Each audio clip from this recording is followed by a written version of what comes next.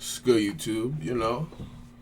It's your boy Ballard TV, bro. We back with another banger, you know. It's June, bro. If you guys are new to this channel, man, make sure you drop that subscribe button. We'll be dropping a video every single day in the day of June. Maybe 2 videos, you know what I'm saying? But today, you know, Minecraft Tales and Trails update comes out 1.20.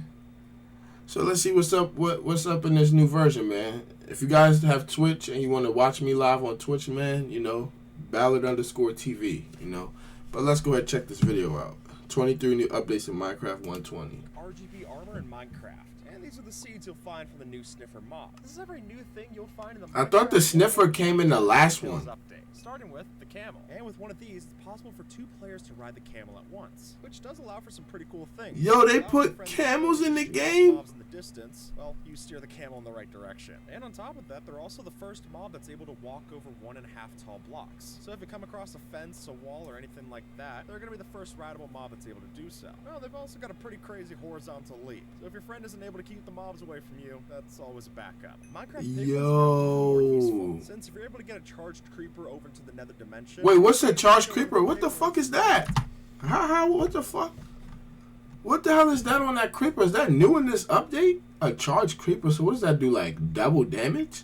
So if you're able to get a charged creeper over into the nether dimension, then you can use it to kill one of the piglins and now get its head as an item drop. But how is that useful? Well, not only can you wear it, but you can also place it on top of a note block, and that'll actually have the note block play the mob sounds when you trigger with redstone. And it's not the only mob head that can do this. In fact, all of the existing mob heads can do it here, which is gonna make creeper pranks a lot more realistic. So maybe it's a good idea to turn on your subtitles so you can at least catch this in the bottom right. Minecraft's now got a new wood type, but you're not gonna get it from any kind of logs from a tree. And now if you were to take 9 of the bamboo item that you get from the stock, you can craft it into a 3x3 and get the new bamboo block, which then itself he said it's wood planks. And there we not only have a new wood texture to play around with, bro, that wood is fire. Great for builders, but it might be game breaking for the rest of us. Bro, that points out bamboo farms are so much easier to set up. Hey, make sure you guys follow Purpless, man. Personally place saplings, and you don't even need bone meal. It grows that fast. So while it's going to take some time to craft these into the blocks, this could quickly become a problem for the technical community. Is this only on the Juvu edition, or is this on Bedrock, bro?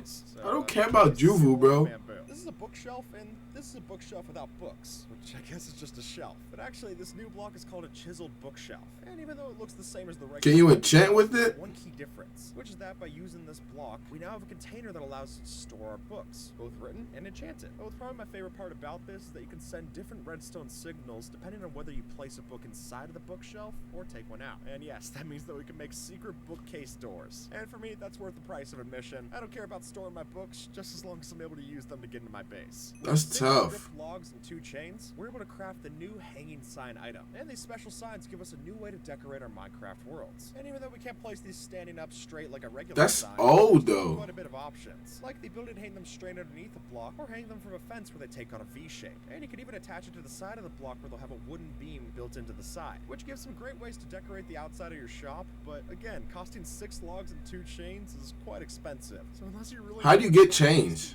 I'd much rather just stick to the regular sign. That or iter frames are just so much easier to get. Along with this is tough, bro. We also got this plank of wood, that being the raft. And functionally, this works in a lot of the same ways that the boat does. You can even attach a chest to its back. But the only difference is you can only craft this out of bamboo wood. But considering bamboo's so easy to farm, that might not be a drawback, but a plus instead. Next stream, hey, I'm streaming tonight, around 8 p.m.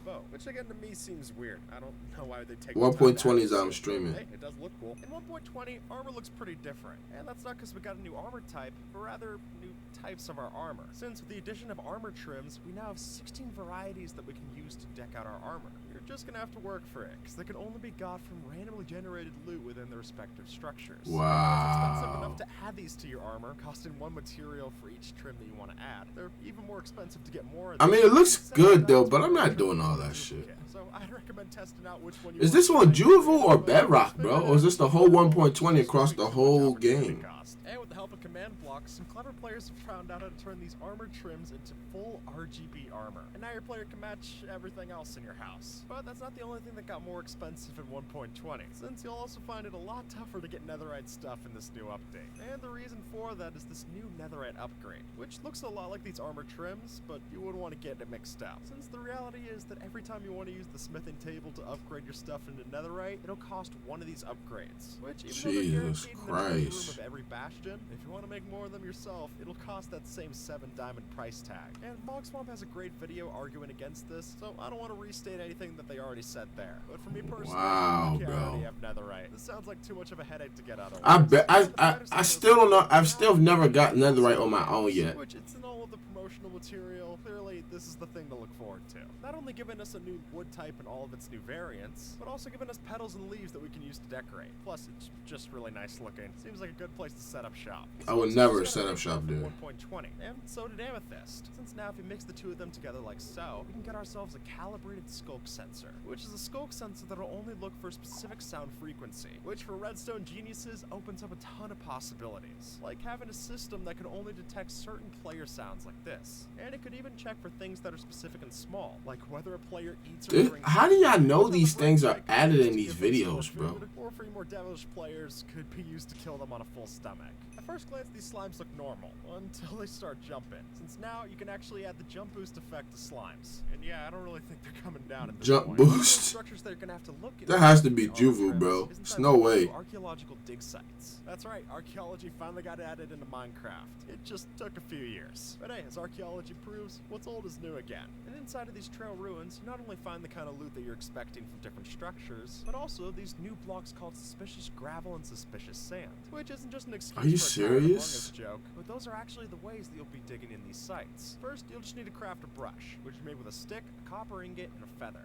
And once you use that on a block like suspicious sand, that's how you scrape through to eventually get things like these pottery shards. And that opens up a whole new thing to explore. Nah, this update is tough. Varieties of pottery shards, which we can then use to craft together to make our own kind of decorated pot. Which I mean, I don't care for a pot though. Variety for new decorations. That much is expected. It's in the name. Just be careful not to break this without a silk touch pick, since if you do, it'll just drop all of the shards that you used to craft it. And while searching around the suspicious blocks you find in Trail's ruins, how do you know if it's suspicious though? Called relics, which I'd play here, but it's copyrighted. And unfortunately, this update didn't add in a lawyer for me to argue that in court. So maybe 1.21. This here is the Sniffer, the mob that won the mob vote in 2022. And though this mob will be added in 1.20, you're not going to find it just regularly spawning. But instead, the way that you're going to be able to find one of these things is going down to an ocean ruins that you find in the warm ocean. And then tucked within suspicious sand, there's a 6.7% chance that you'll find a sniffer egg. From there, you place down the egg, wait for it to hatch, and there you go, a baby sniffer. And don't get it confused. While it looks small here, in time, these will become big mobs. What purpose does a sniffer?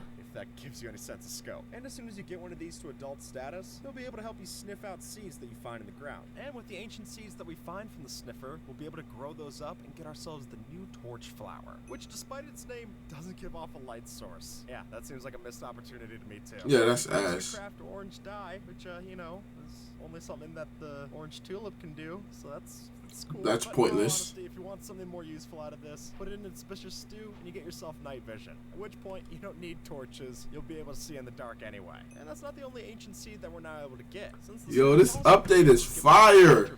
Which again gives us a new kind of funky plant that we can use to decorate our builds. Or craft into cyan dye, which considering this is the only plant that's able to do that, that at least feels a little bit more special than what the torch flower does. Sorry, I know I'm being This update is fire, bro. Not only could we ride camels in this new update, but now camels could ride us and everything else. Huh? Yeah, I know it sounds wrong. I'll get to it in a minute. Because with the new /ride command, we can have any mob placed on top of another, and the results quickly get out of hand. If you thought spider jockeys were bad enough, then you haven't seen anything. Yo, you can ride a frog?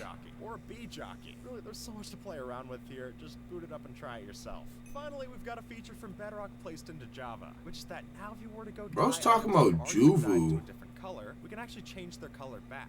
Which means you don't just need white wool to make yourself blue wool. But if your wool was already dyed red, then you can actually change the color like so, which gives you a lot more freedom for how you craft these things. And I love this feature enough when it was put in vanilla tweaks. I like it a lot better in a game. Hey, even if it doesn't make logical sense. How the fuck do you get all that wool?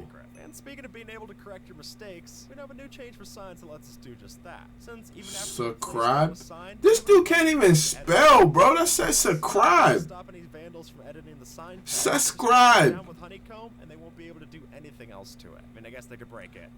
Somehow seems more. This update seems pretty 10 out of 10 though. So, there you go. Now when you beat the game and the credits start playing, you don't have to worry about missing anything. Since not only are we able to speed up the credits scrolling down the screen, but we can also scroll back up to see if you miss anything. Though, speaking of someone who's read the I've never beat the game before, bro. They don't help out that much anyway. You're best sticking to the escape key on your keyboard and just skipping these. I'm gonna try to beat the I'm gonna try to beat the game soon, bro. Not gonna lie, see. Bro, I contacted the YouTube fucking CEO. Bro still gives me ads, bro. Stu does not fuck with me, bro. You know what I'm saying, chat? You know, it's your boy Ballard TV, bro. If you guys gonna be playing that new Minecraft 1.20 update, man, comment down below. Leave a like on this video if you guys like what you saw. You know, I'll be back with another banger. I'll be live later on today. Follow me on Twitch at Ballard_TV, and we on our way to 1K.